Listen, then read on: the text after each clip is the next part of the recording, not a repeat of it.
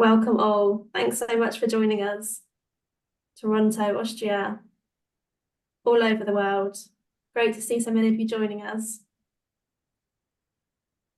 Brazil, Sydney, lots of different time zones. So I appreciate whatever the time zone is, you taking the time. We'll get started now. It's now 1 minute past. So welcome to our webinar, How to Make an Impact in Impact Finance, where we are delighted to be joined by our guest alumni from our Executive Education Impact Finance programmes here at the University of Oxford Saïd Business School. The webinar will last around 1 hour and will provide quite a unique opportunity to hear directly from our alumni about the transformative impact of our programmes on their careers and the innovative projects they've been working on since joining us. So as you'll have noticed, the webinar is recorded and it will be sent out to you in a follow-up email within the next week or so. There'll also be some time for Q&A with each speaker. So please do, throughout the webinar, pop your questions into the Q&A section and also any questions you might have for myself or the SBS team.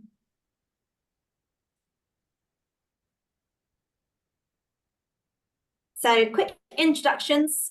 So my name is Carrie Reid. I am one of the programme sales managers within the Executive Education team, and I also lead on our impact investing programme in terms of recruitment and curating cohorts.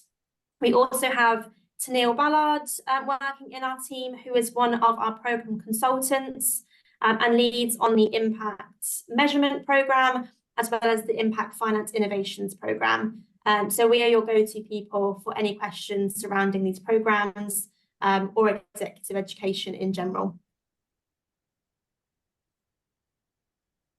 And before I kind of go into our main sector of the webinar and hand over to our guest alumni, I thought I'd give you a very quick and brief overview of the programmes and the programmes that our alumni have participated in that we offer under our social impact portfolio. So all of our programmes are 5-day in-person programmes in Oxford, allowing you to immerse yourself fully for a week's learning. Our impact investing programme looks at how you can use investments to bring social positive change and implement an impactful investment strategy. Our impact measurement programme looks deeper into measurement on why and how we should be measuring and evaluating our impacts, and also optimising your social and environmental impact as well. And then finally, our impact finance innovations programme looks at building on existing knowledge of impact investing and to explore the wider range of deal structures and enabling technologies as well. That's just a brief overview about what our programmes are. But now to kind of go on to our main sector of the webinar, which is our lovely guests. So we are delighted to have with us today 3 of our esteemed alumni. We've got Ayatunde, Roberta and Paul, who have attended between them all 3 of our impact finance programmes. So first up is Ayatunde. So I'll pass over now to Ayatunde to introduce himself. He did the impact investing programme, and he can tell us about his work at the 54 Collective VC. So Ayatunde, over to you. And just a reminder, any questions for him, please pop them in the Q&A and we can answer them for you. Hi, everyone. Thank you, Carrie. Great to be here. My name is Ayatunde. I am head of global partnerships at 54 Collective. I will tell you a little bit about what we do at 54 Collective and what my role is, but I wanted to start with just talking about how I came to do the impact investing program. And so I started out my career in banking in 2008 in Nigeria, started out in commercial banking, retail banking, the regular stuff, did that for a couple of years. And then in 2015, I joined a bank in Nigeria called Sterling Bank, started out doing education financing health education infrastructure projects, working with governments on improving access to education. Did that for a couple of years and then moved into healthcare financing. And again, this is where I really started to get in my groove. And so, you know, doing healthcare projects, working on PPP projects, financing private hospital projects, financing health insurance projects. But we came up against, well, not against, came up against something, but what happened was in Nigeria, if you know, it's a very high interest rate environment. We have very low health insurance penetration. Less than 2% of the population have health insurance. And it's a very high, the poverty rate in Nigeria, very high. And so we were financing healthcare projects, healthcare infrastructure projects with 20-25% interest rates. And what immediately happened was, yes, you're financing these projects, you're improving healthcare infrastructure, but the hospitals and these projects needed to increase their rates and their patient rates to be able to cover the cost of the repayments. And so whilst you were improving healthcare infrastructure and you were building these hospitals and providing medical equipment and so on, you were increasing the barrier to healthcare.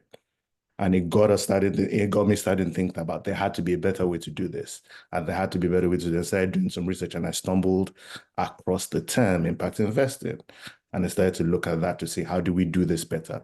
How do we find catalytic funding to be able to invest in healthcare better? How do we partner with the right people to do this? And then I stumbled across the impact investing course at Oxford, attended. And so I think, and the first thing that really resonated with me in doing that course was, unintended consequences of financing. And so that was the first thing there, and started learning that. Did that for a couple of years, did that. And then I joined an organization called Grand Challenges Canada. They are funded by the government of Canada, investing in innovation in across low and middle income countries. Did that for a couple of years. I was an investment manager, but I didn't enjoy being an investment manager for a variety of reasons. If you ever want me to talk about that, reach out, we'll have a cup of coffee and I'll tell you about all that. And so, but I wanted to be more involved in helping entrepreneurs and innovators in low and middle income countries scale. And then I joined 54 Collective, which gave me the opportunity to do that. And so 54 Collective, we're a venture capital, African-based venture capital firm. We invest in startups across Africa. We provide catalytic capital, both equity and debt, to the ventures we invest in, but we also provide them hands-on venture support to help them scale. And this is for two reasons. We know that entrepreneurs are the engine of growth on the African continent and everywhere else. We also know that being an entrepreneur and building and scaling is really, really hard work. And so 54 Collective exists to ensure that entrepreneurs have access to the right resources at the right time. And so today we have a team across the continent. We're head office in Johannesburg. We have an office in Lagos. We have an office in Nairobi. We're opening up an office in Cairo later this month. And we have a team that is deployed around each of the ventures we invest in to help them scale. So today we have a partnerships team, a talent team, a growth team, an engineering team, an investment support team. And that whole team, when we make the investment, we work hand in hand with the entrepreneurs to help them scale. And so specifically, my role is helping our ventures get into the right rooms and find the right partners to help them validate their products, helping them find the right partners for distribution, for revenue, helping them get access to strategic capital, be it debt, be it grants, strategic capital as well, equity as well, and just getting them in the right rooms and mentioning their names in the right rooms and helping them scale. We have a talent team that looks after ensuring that they're recruiting the right people, that they're putting in the right performance measurement frameworks, a product team that helps with ensuring that they're building the right product, they're building the right value proposition. So it's a very embedded way and a partnership where we work with entrepreneurs to say, right, we're helping you and we're getting you from point A to point C to ensure that they're able to grow well. And so that's kind of where I am. That's kind of what I do right now. And yeah, and I would say I did the 2020 course during the pandemic. It was the online course. But what I have access to is this amazing cohort of people that has been able to be a great network as we continue to go along. And I think we'll talk a little bit more about that. So yeah, that's me. And it's great to be here. Looking forward to answering any questions you might have. Thanks so much, Ayotunde. Yeah, as mentioned, any Q&As, please pop them in. I think one thing I guess for me is, I mean, it's great to see that your ventures are now growing and you're offering more support globally, and it's fantastic to see. And your point on the online, do you still feel like the cohort and the community is very much intact despite that being in COVID and things? How have you found that? I mean, so it's two things. So what I think one of the really amazing things that the program has done is there is just this WhatsApp group that adds every cohort onto this WhatsApp group. And so it's a WhatsApp group of what, maybe 400 people now of cohorts previous and past. And it's just this really amazing network that you can connect to and ask questions and meet up with people and check in. And I think with my cohort, yes, we have a group for that as well. But I think the most important thing with this is just that deliberate effort to build relationships, build genuine relationships, and add value to people. And just being able to do that. And I've developed some really great friendships over the years. Some of them I haven't met in person, but it's just really amazing friendship and relationships and connections. We give there's a lady who was in my cohort, Kimberly. She's managing director at Care right now. We haven't met in person, but we kept in touch. She's introduced me to a bunch of really amazing people. We've done some amazing work. We still caught up yesterday. She still introduced me to someone this week who we're looking to do some work with, another global pharmaceutical company that is starting to look at investing in Africa and investing in innovations that lead to health equity. But again, it's these types of relationships that have come from that. But you have to go out of your way to build these genuine relationships and maintain them.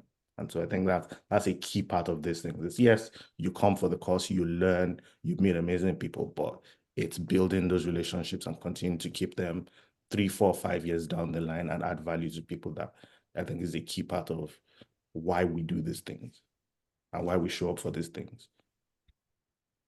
Absolutely. Thank you so much. And it's wonderful to hear that you're still in touch regularly with fellow alums. So that's fab. And I guess another follow-up question really is kind of back to your point you were making where you kind of came across impact investing and then in turn the impact investing program. I guess the question I have to you is, how quickly were you able to implement your learnings from the program into your real world work? Did you see results quite quickly? Was it a slow integration? What was that like for you? I think it was a mixture because you learned the course. It gave you access to start thinking about who are the right people to be speaking to about how we structure investments differently and what to think about. And so a huge part of my work then was writing the credits and putting the investment cases together for this project. And so in doing that, it was also saying, look, okay, we're going to provide debt to this hospital. This is how much they charge right now. In order for them to meet the payments and so on, they would have to increase by this. Where does that come from? Who does that disenfranchise? And yes, sometimes we still went ahead and did it because you're a bank and you want to make money. But it was just understanding that and having cognizance of them, being able to say, when is it too much? When does it place too much of a burden on people, on the beneficiaries of this? And should we even be making this investment? And so was starting to think about that. And then in the longer term, it's just been building really great partnerships that you've been able to leverage to create first loss guarantee instruments to be able to finance new projects, finding the right kind of partners to do new projects, finding innovative ways to finance projects, and just that and leveraging that. So there was things you could do immediately and just things that you can do down the line. Wonderful. Thank you so much.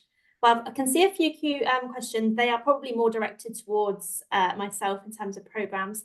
If there are any questions though for Ayotunde, please do pop them in. We can always come back. But thank you so much, Ayotunde, for giving us a wonderful update and overview of your work. And we appreciate you taking the time. So I'll kind of, in the interest of time, I'll kind of hand over next to our 2013 Impact Finance Innovations alumna, Roberta, to now give an introduction and tell us about her work at the Global Alliance for Improved Nutrition. And again, just a reminder, any Q&As for Roberta, do pop them in the chat. Thank you, Carrie, and hi everyone. Really pleasure to be here today, and to be able to share a little bit about myself, the work that I'm currently leading, and the experience that I had from the course. My name is Roberta. I'm the senior lead for innovative finance at the Global Alliance for Improved Nutrition, GAIN, and I'm going to talk a little bit about GAIN, some background on the organization, and the work that I lead there in the space of innovative finance for nutrition. GAIN was launched in the United Nations in 2002, and it's a Swiss-based foundation with a mission to advance nutrition outcomes by improving consumption of healthier diets for all, particularly with the focus on the most vulnerable, by improving the availability, affordability, desirability, and sustainability of nutritious and safe food. When it comes to innovative finance, again, I wanted to introduce one initiative which we launched this year, which is the Nutritious Food Financing Facility. I refer to it as N3F for short. And then also a few other initiatives that we're currently developing and exploring, which is where also I got some really good ideas and inputs from the course. So let me start with N3F and the context in which it originated. If you think about nutrition, the challenge that we have today is that about 70% of the African population cannot afford a healthy diet. And what's more, on top of that, about 22% of adult deaths globally are attributable to dietary risks, with an even greater share of child deaths linked to undernutrition. However, if we think about the funding that's coming, less than 1% of donor funding targets nutrition. Most of the existing funds in sub-Saharan Africa tend to focus on increasing food production. But sometimes they look mostly at export markets, or they might look at crops that are not necessarily nutritious, like if you're looking at coffee, cocoa, they are not nutrition. Or if we're looking at nutritious products, sometimes it's supporting these companies in getting them to export to the global north. So getting avocados to us in Europe, in the US, but not really keeping the produce for local consumption. And that is the reason that at the beginning of this year, we launched this N3F. It's a unique, a new nutritious first impact investment fund that supports the growth of small to medium-sized enterprises, SMEs, to provide additional safe and nutritious food to local consumers, particularly lower-income consumers in sub-Saharan Africa. And I mean, Yutunda was talking about how entrepreneurs are the soul and are the backbone, basically, of everything. In particular, if you look at food system, they really are the backbone, because about 80% of calories in the region is produced and distributed by SMEs. And particularly if we think about lower income consumers, they mainly rely on the small enterprises to access their nutritious and safe food. And it is those SMEs, though, that on the other hand have a challenge in accessing financing that would help them scale and grow their impact. And this is where N3F aims to play a role in filling a gap. It's a partnership between GAIN, which is a nutrition organization with the legacy of work in sub-Saharan Africa, providing technical assistance to SMEs, and INCOF, an asset manager, which has expertise in investing in agriculture in sub-Saharan Africa. We've been backed by USAID, SDC, and we were able to launch thanks also to a private foundation joining. And it is a blended finance structure. So it has an investment fund that has multiple tranches. It includes the first loss that helps the risks, more risk-averse investors coming in. And so therefore, it has different risk profiles. With this blending, it allows for additional capital to come in. And at the same time, it's blended also in the sense that it has a technical assistance facility as a sidecar. And this is grant funded separately from the fund, and the technical assistance facility is managed by us, okay? And it helps to de-risk the investment by strengthening and supporting the entrepreneur and the impact of their business. It's a facility that looks at investing in SMEs across the food supply chain. It's made its first 3 investments. We actually just dispersed the 4th one, and so there's more to come. We just started this year, but yeah, it's very much proof of concept. So we hope to demonstrate that nutrition in sub-Saharan Africa and for mostly the impact of lower income consumers is investable. Provide data and tools that will enable crowding and more capital towards nutrition.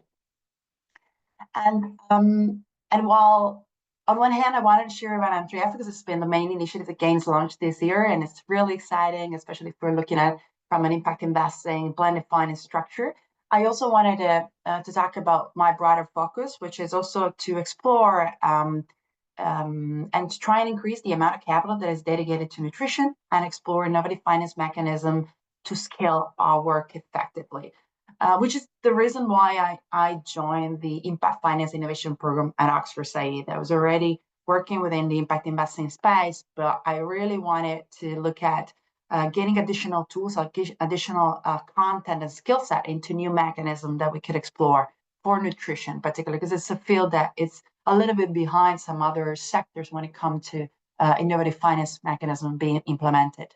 And within GAME right now, we're looking at outcome-based financing for improving nutrition and health of low-income tea farm workers and their families in Assam state in India. And we're also exploring the feasibility of impact finance instrument for food fortification. And I'm going to say a few words about this one because it actually resulted from the attendance of the course. And with regards to the context, this is very much, if we're thinking about the malnutrition, we know that over a quarter of the world's population suffers from micronutrient malnutrition.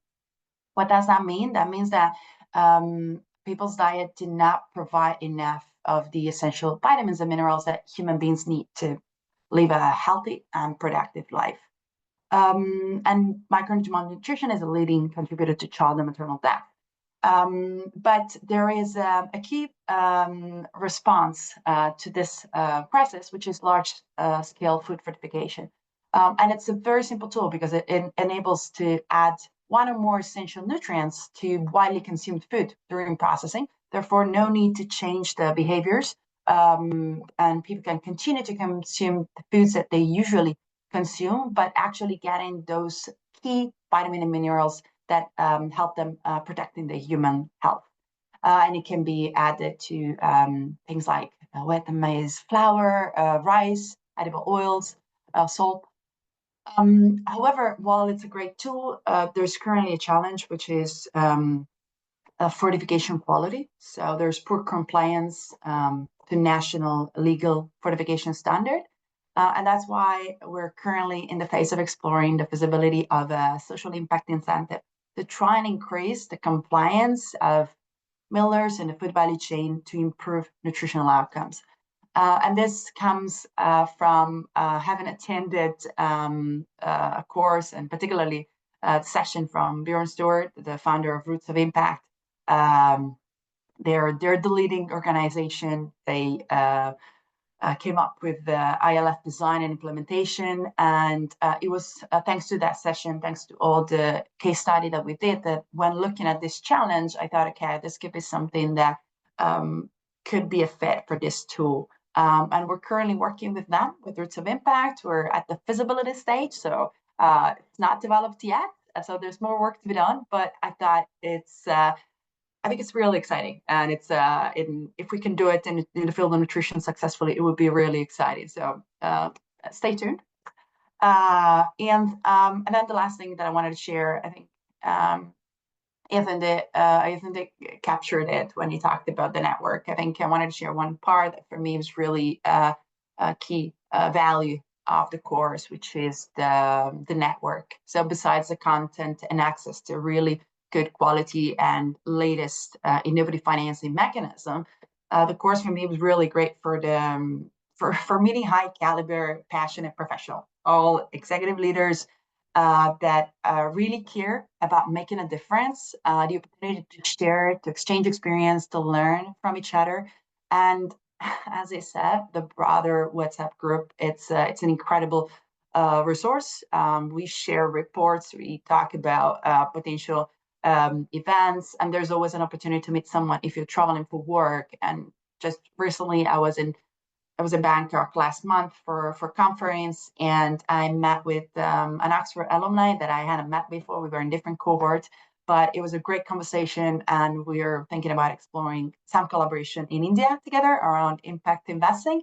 So yeah, I just thought I would share the story. I think it's really powerful and yeah, a really great opportunity. So if you're thinking about joining, I think that's also a great value they get from the course. But yeah, I'm gonna pause here and thank you, Carrie, and everyone for the time. Thank you so much, Roberta. That was really wonderful to hear. And a nice segue, speaking about the alumni community, and also a question for you. We actually have a question from Olivia, who's also one of our alumni from our programs, has asked, how are you measuring access to nutrition? Oh, that's a really interesting question. We're looking at it in two ways. So on one hand, we are gathering data from the SMEs in terms of we're looking at increased volumes, and we have our team of nutrition experts. They know the servings for each produce. So through those serving estimates, they can make estimates of the number of beneficiaries that we're reaching through the volumes and increased production of the SMEs that we're investing in. But at the same time, what we're doing is also we're working with 60 decibels. And it's quite an interesting collaboration because it's a little bit different than their usual approach, because in the case of nutrition, the SMEs usually doesn't have the contact or the phone numbers of the ultimate consumers, while you would have it if you're talking about working with smallholder farmers, or if you're talking about an off-grid companies, you would have the whole contact list that you can just reach out to. In this case, we've trialed and developed different techniques. I think we trialed it in a few years back with some stickers on the products and also some radio ads to have consumers that are purchasing that product and calling for participating into a survey.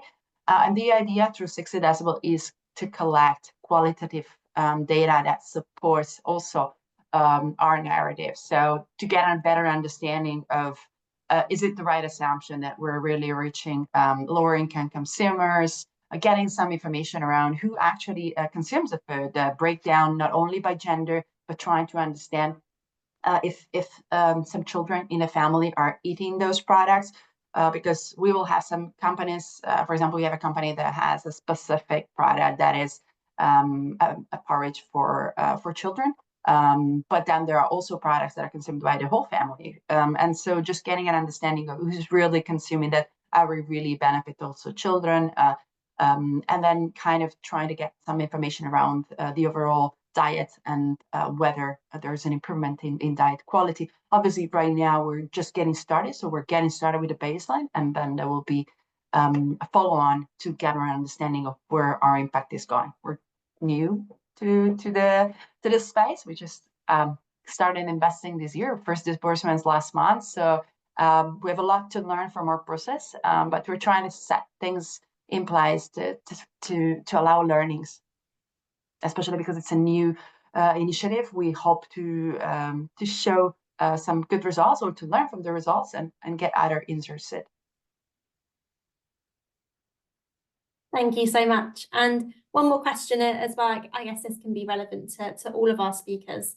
But another question here is that, did the educational programs help you break into your impact finance careers, or did you have sort of the roles already in place and then the programs helped you scale your skills?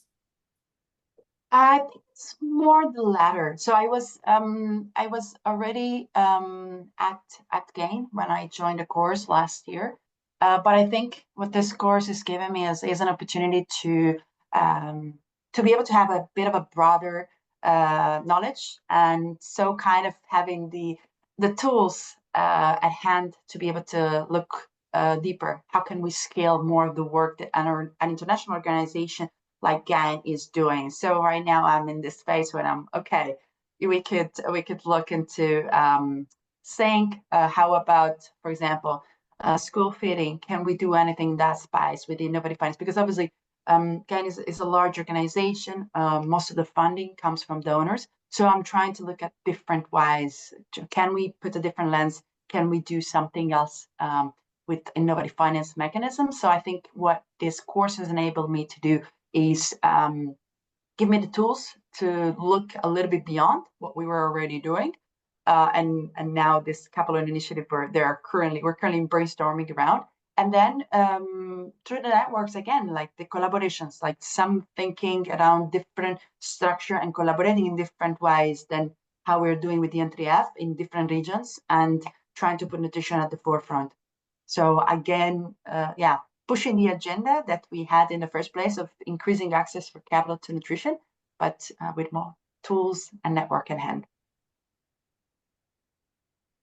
Wonderful, thank you so much. And Ayatunde, I guess I'll pass back to you to answer the same question because you may have a slightly different journey. How do you find that? So for me, it was using the learnings in my current role, working in a commercial bank and beginning to apply that lens into how we were working. But it then helped me in the next phase of saying, okay, how I wanted to do this on a more global level. And that helped me get into Grand Challenges Canada and work there as an investment manager. And it helped me.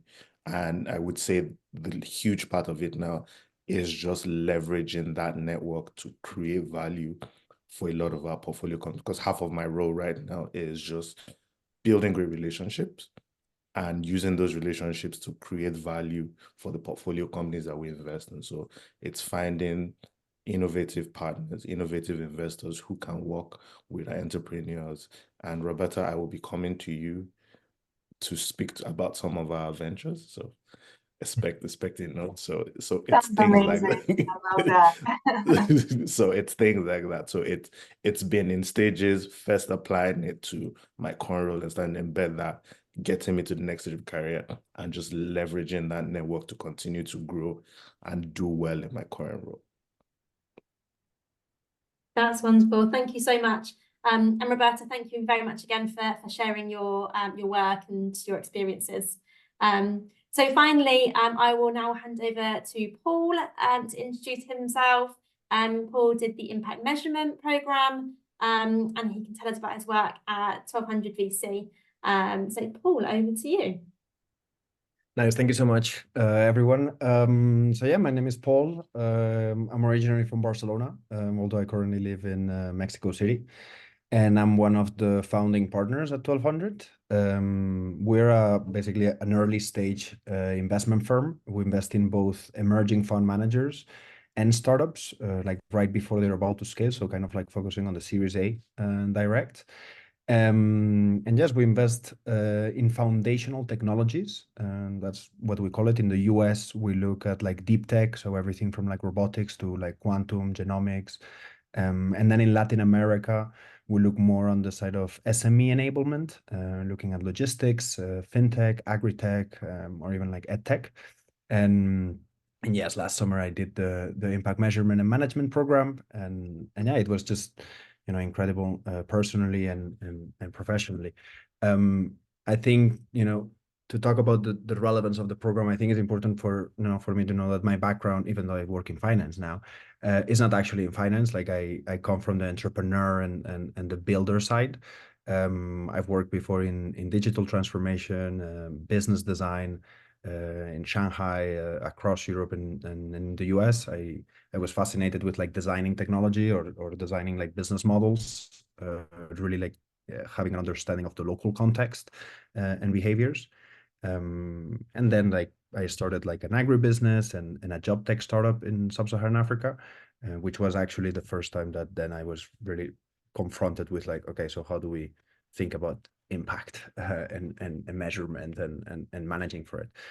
Most recently, before starting 1200, I was consulting for a handful of family offices in Europe, just about realities on the ground within like VC and impact KPIs and just kind of from the context of somebody that had been building things on the ground. But basically, before joining the program, I was facing a challenge or just a line of questioning, which is about the incentives, the alignment of incentives in the world of finance, in the world of technology, and in the world of impact. I was inspired by this thought that modern portfolio management is a result of improvements in risk management. So I was thinking, okay, so when we are going to be able to effectively manage impact, measure and manage impact, that can unlock a bunch of new financing models or even models of collaborating among different actors.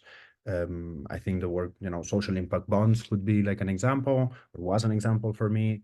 But also just the collaboration that perhaps previously, like different stakeholders, they didn't share a common language around purpose. So if I think about like how bankers and like designers and like philanthropists all can be in a conversation that they all enjoy, because I think like impact could be that segue into that.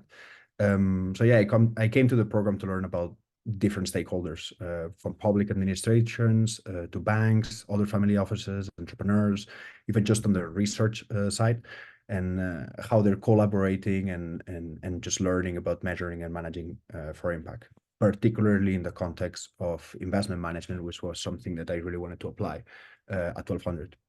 I think this also comes at an interesting time across, like, we see a lot of industries now in our investments, and I think everybody's just thinking about impact or about like priorities around where they're putting their efforts operationally.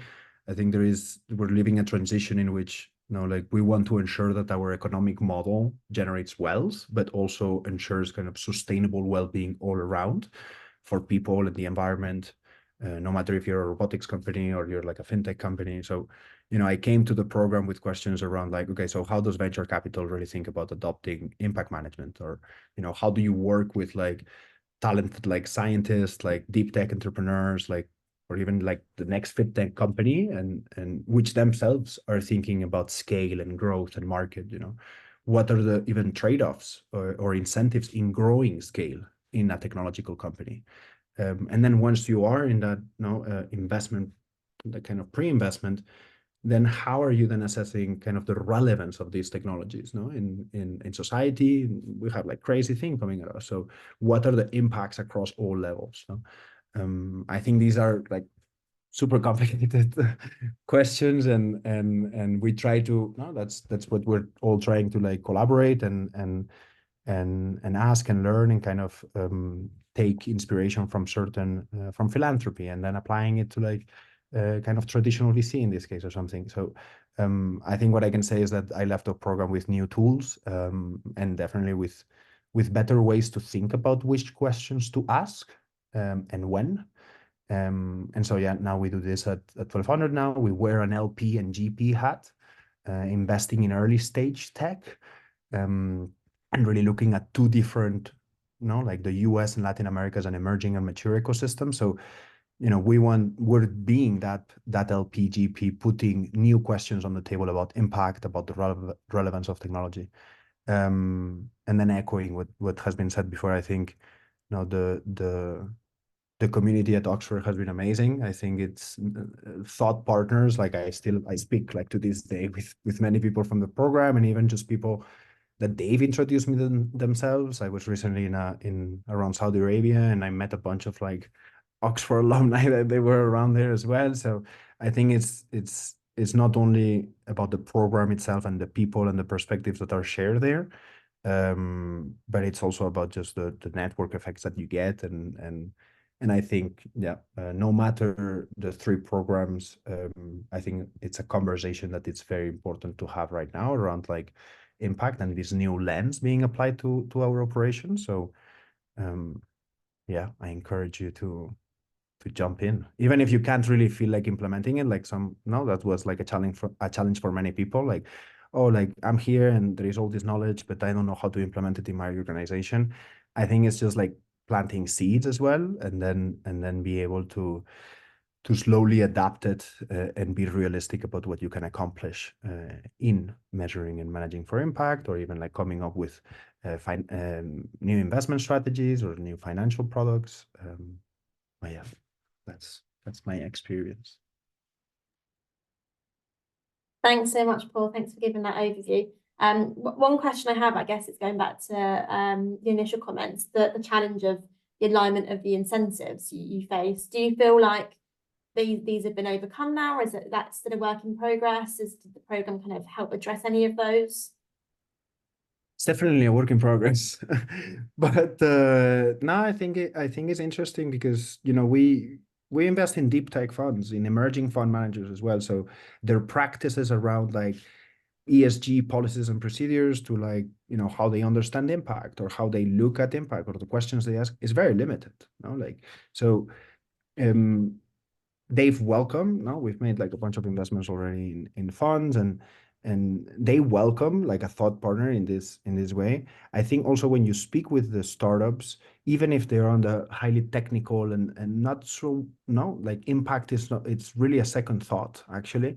I think at the human level, everybody agrees that there needs to be more emphasis on how our supply chains composed, like how are we impacting the environment with our operation, how are we impacting like employability and where we're like deploying this new technology, and like what are the, so looking really at like systems. I think everybody agrees on the importance. The thing is about timing, and when do you ask the questions and when do you require things to be worked on, or at least that are evolving. So yeah, definitely a work in progress. But I think the world of like early stage technology and yeah, early stage technology is really shifting into being like, okay, realizing about like, okay, we have these core technologies, let's say like a robotics company that they do like advanced manufacturing in the US.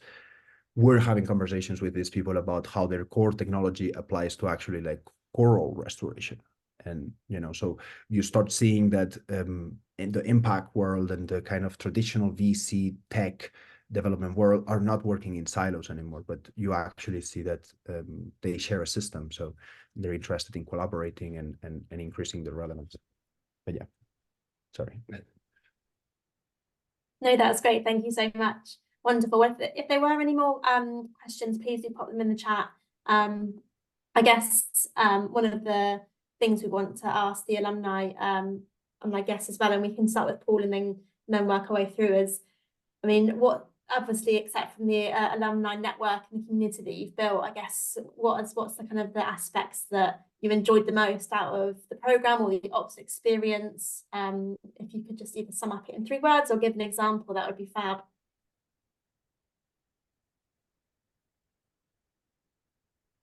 Go for it, Roberta. Sure, happy to start. Thank you for the question, Carrie. Apart from the network, I think there were a couple things that I really enjoyed. I mean, like the first thing is, you started the webinar saying that these are all a 5-day in-person course, and I think that was one of the things that attracted me the most to this course, because especially when you're working and I had done some other courses back in the days on different on increasing skills on different levels, but when you're doing something online on a part-time basis while you're working, I think there are some benefits, but I think the benefit of being 5 days switched off from everything else and just fully immerse yourself in it, it was just so powerful, because at the end of the day, yes, it was a little bit tiring, a bit exhausting, but you're just dedicating your full self. You're dedicating your full self to the people, so you actually build bonds that you wouldn't otherwise, because all of a sudden you'd be distracted. I have to respond to this. There's a deadline for that. And this was just like, it's a perfect setup for executive professionals that really usually are very busy doing something else, but they take those 5 days seriously, and that's what they focus on. So I think it was beautiful, because it's intense, but it allows full dedication and full embracing all that's coming. And sometimes you take a little bit of time to process it, right? I think Paul was talking about, like, there's a lot going on. You might not have the answers when you're there, but it's just like planting that seed. So I think the structure of the course was something that I really loved. And I think the other thing that I truly enjoyed about it, maybe there are 2 more things. One was the fact that you have obviously that there a lot of the speakers bring their real case studies, right? And then you have the opportunity to see and play around, think through things that are just happening at that time, obviously with the confidentiality linked to it, but like you're really thinking through some of the biggest challenges that are happening, and you're putting your hat into different and adjacent sectors that, and it's super exciting. And yeah, so I think that's one thing that I truly loved. And then I think the encouragement from the accountability level that was set up as part of the course. So basically what we had is we were 30 in our cohort, and then we had smaller groups of 6, and we were meeting each day, and over the course of 5 days we were doing some group work together. But then on the last time we also had to set individual targets, and they could have been targets about personal or professional growth, something that we wanted to implement for career progression or within the organization. And the idea was to become accountable to one another. And we are actually doing that, which is fabulous. We have a very wide group that has people, operating in the global north, in the global south, at INGOs level, more in the philanthropy. So it's the whole spectrum of the impact investing. And we've been meeting every 6 months. We have the next one just upcoming. And it's a really good point because it brings you back, and it's like, okay, like this is what I wanted to do. Where am I with this? Or if I'm shifting ways, why am I shifting ways? And also here, this wonderful minds kind of help you through it.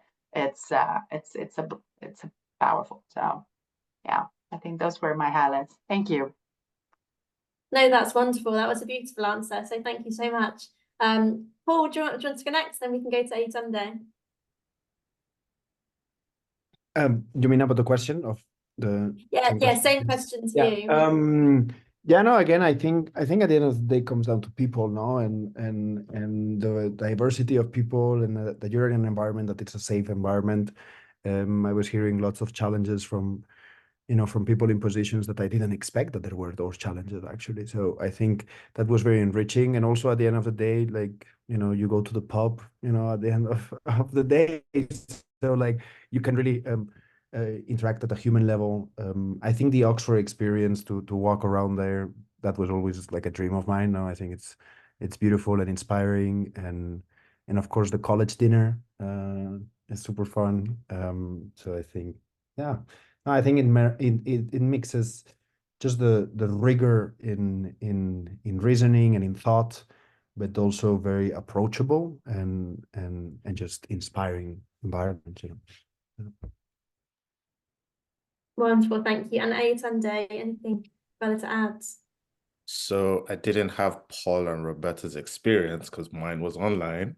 So, but I think one of the couple of things was, and I think Paul alluded to it as well, is just seeing the world through other people's eyes. And so, and you're at a stage in career and you see really senior people in their roles and tell you about the struggles they're having, and you can relate and you feel like, okay, you know what, maybe I'm actually on the right path here. And that was really important, just seeing the world through people's eyes and seeing their challenges and being able to relate to that, and them helping you solve some on the spot was really cool. I think one of the things that I still remember well was having Paul Pullman, the former CEO of Unilever, come speak to us on the opening, and it was sensational. I still remember that speech. I do a lot of work with Unilever now, and I always talk to them about like, what was it like when he was CEO? And they have so many great things to say. And I think that was really, really cool for me. I would love to meet him one day, but that's another thing aside. And yeah, so it was just that. And then what we did have, because a bunch of people did the online course during COVID, then I think it was in 2022, there was a reunion weekend in Oxford. And that was great. It was just different cohorts and people just coming in for a weekend. And it was Friday to Sunday. It was full on as well, activities. And it was great. And it was just walking through Oxford again, like Paul mentioned, walking through the dinner. I think we had it in the Harry Potter Hall as well. and all of that. It was just really great. And so it's just all of those things in, and then there's just the people and being able to meet different people who are doing all these amazing things in the world and being able to learn from them and have access to them on a WhatsApp. Like the days when I just scroll through that group and I'm just like, okay, well, this person. I'm just gonna like just reply privately and say, hi, I need this. And they're like, yeah, sure, I got you. I, I don't know how you replicate that anywhere else with just having access to people who can solve your problems like this and people who are willing and engaged. So yeah, I've done other executive courses and sometimes people are not as engaged. It's just having really engaged people who are happy to help, who are passionate about the same things that you are. So yeah, I would say those are the highlights for me. Thank you so much. And it's great to hear the passion in regards to the community and the people you meet. So that's wonderful. One final question to you all to wrap it up is, what would you say to someone that is considering applying for one of these programs? Hey, Tunde, do you want to go first? Right. Okay. So again, I will go back to what Paul mentioned about, yes, you might think, okay, if I do this right now, I might not be able to apply things immediately, right? But I had that same exact problem. I worked in a Nigerian commercial bank with very strict things. There wasn't an emphasis on impact and so on, but I still took on the course. I was still able to apply it in my own little way in the work I was doing to say, how do we do healthcare financing better? How do we figure it out? And I'm starting to see those implemental changes. And so if it's from that perspective, definitely still do it. If you're trying to learn and just meet great people, definitely do it. If you're just trying to build your network, definitely do it. And basically what I'm saying is you should just go ahead and do it. There are a variety of reasons. There's something for everyone. And yeah, I feel like we almost sound, I think what always comes across is we almost sound like a cult, because we had this informal gathering at during the climate week last week in New York, and a couple of other people joined, and we're all saying, look, just apply for the course and join here. And we're like, wait, let's take a second.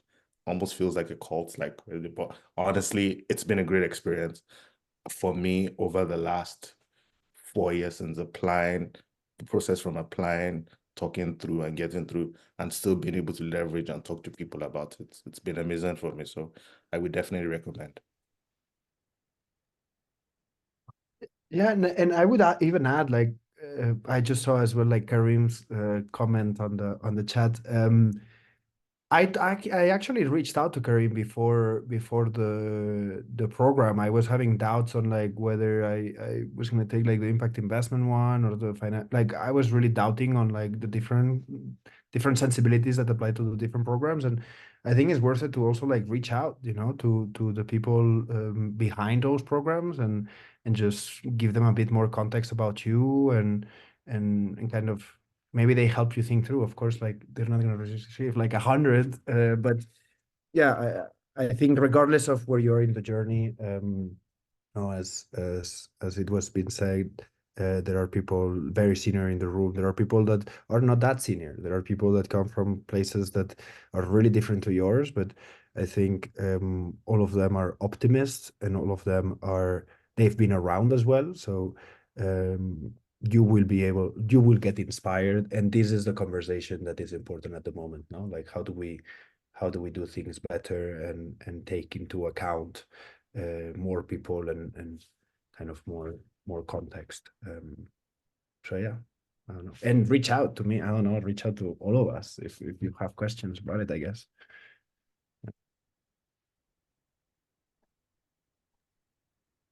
Thank you so much. Perfect. Well, thank you again for joining us.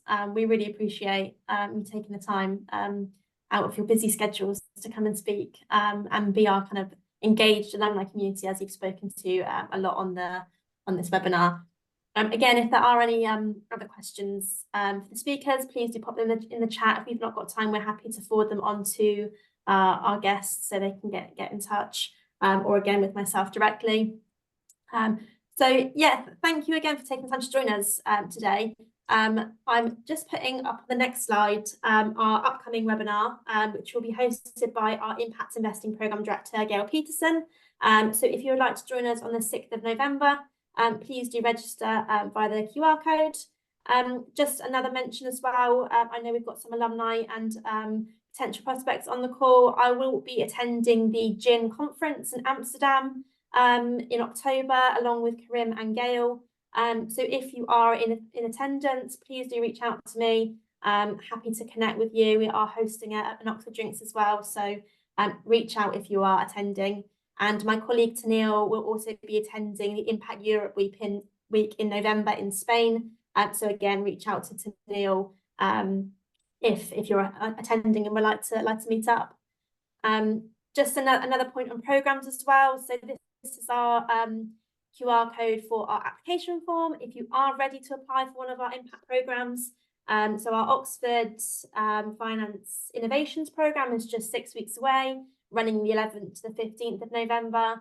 Our impact investing program will run in February from the 3rd till 7th, and impact measurement will run from the 16th until the 20th of June. So there is always a program around the corner.